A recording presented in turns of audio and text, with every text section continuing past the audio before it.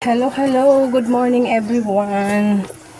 Ayan, for today's video, samahan nyo ako papunta ng Naga.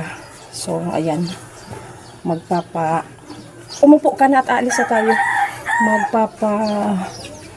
Opera ako ng bukol sa likod, yung cyst. So, ihahatid ko muna mga estudyante, then itong tricycle ay iiwanan ko sa terminal. So, let's go. Hanas ate Yay. Yun! Akala ko nang naghihintay talaga. Hindi yung naghihintay. Ay, yung pera ko. Yun!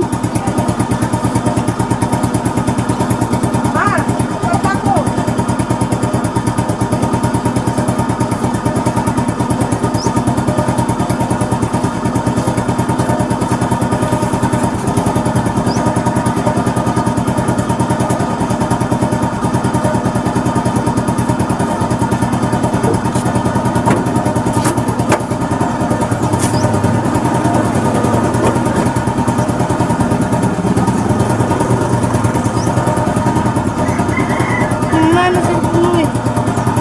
Nahulog. Nahulog. Apa?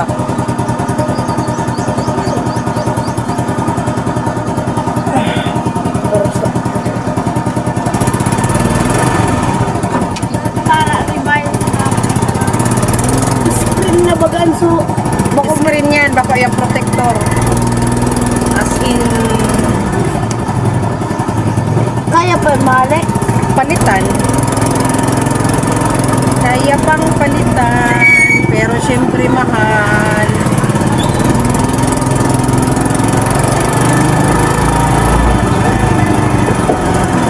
May tubig ang daan.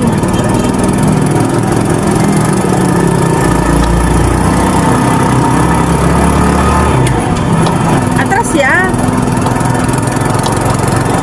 Mati ay. Yaw na. Iwanan ang passenger. So, ako ay magbaban mamaya para 1 hour ang biyahe. Kasi ang appointment ko ay 10 a.m. Ay.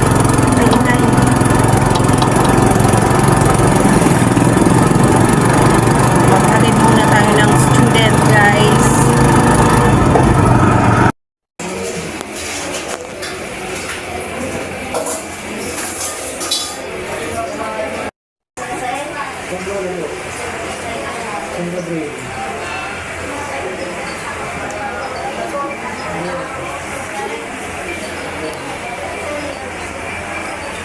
Hello everyone, good morning.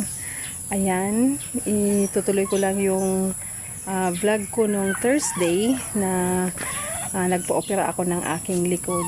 Kaya hindi ko natapos yung vlog dahil after na maoperahan yung likod ko ay inasikaso ko pa yung aking bill. So, wala akong kasama, wala akong alalay. So, solo ko lang.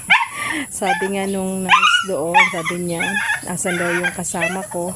Kasi nga yung bag ko walang maiiwanan. So sabi ko ako lang mag-isa. Ano sila at baka daw mahilo ako dahil sa anesthesia. Dahil yung anesthesia ay dinagdagan kisa sa average na anesthesia na ilalagay nila. Dahil nga ang tagal tumalab sa akin. So, kahit may anesthesia na, naramdaman ko talaga. Naramdaman ko. Lalo na yung nagtahi na sa loob. So, yung bukol sa likod ko ay cyst. Epidermal cyst. Maliit siyang tingnan sa labas. Pero sa loob, malaki pa ilalim. Kaya, ang ingay ng aking aso. So, ganun. Kaya, after nung maoperahan, bumaba ako dun sa billing section. Dinanasikaso ko yung PhilHealth ng aking asawa. So, ang nangyari ay hindi ko siya natapos dahil may mali doon sa doon sa middle name, initial lang ang nakalagay sa akin.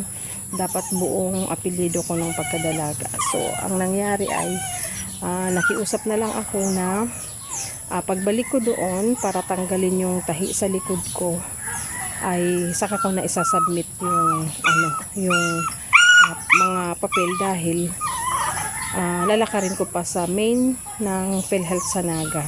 Ayun. So, after noon, pumunta ako ng City Hall kasi humingi ako ng gamot. Doon ay libre, tawag dito, kompleto ang mga gamot. Unlike sa center namin, syempre hindi kompleto kasi maliit lang. So, humingi ako ng gamot na pang 10 days, dalawang klaseng gamot. Then, nakauwi ako hapon na. So, nag-commute lang tayo, nag-tricycle, then nagsakay ng bus. So, ayan. Yan ang nangyari kaya hindi ko natapos. Then, after nang bumabalik ako sa bahay, hindi pa rin ako nakakapag-vlog dito sa channel na to.